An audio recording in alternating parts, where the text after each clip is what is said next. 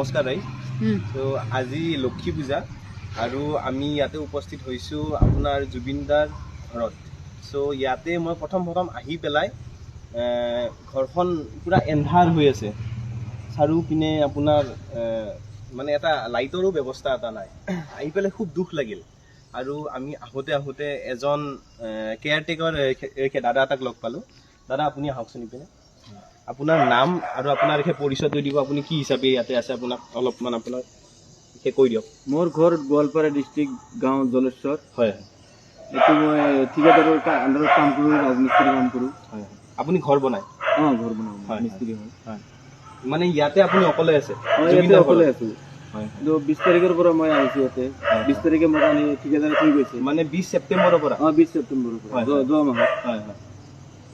তো ঠিকাদাৰে তো অহা নাই আজিলৈ, মোক থৈ গৈছে। মানে 20 তাৰিখে লাষ্ট থৈ গৈছে, তাৰপিছত আপোনাক ইয়াতে অহা নাই? নাই, ঠিকাদাৰে অহা নাই। আপুনি ইয়াতে অকলে আছে? অঁ, অকলে আছোঁ। হয়। আৰু কাম চাম বিশেষ মানে গোটেইখিনি হৈছে নে আৰু কিবা বাকী আছে এই ঘৰখনত? কামটো 40% হৈছে আৰু 60% বাকী আছে কাম।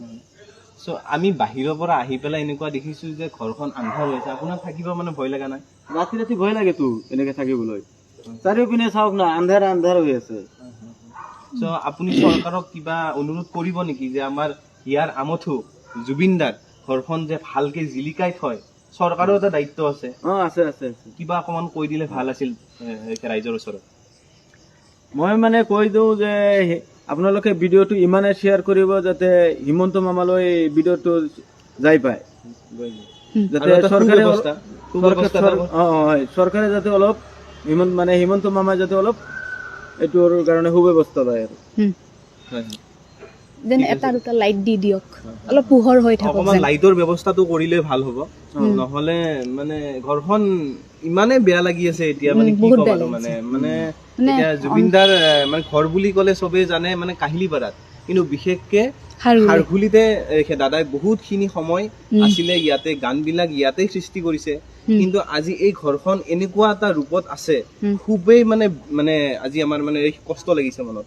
চ' আমাৰ এইটোৱে অনুৰোধ যে মামাই যে ঘৰখন অকমান ভালকে যে উজ্বলাই উঠক, সেইটো আমাৰ মানে আহ্বান।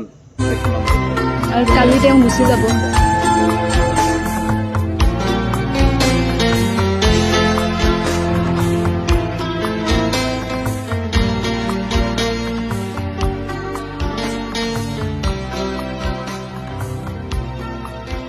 মনৰ নিজান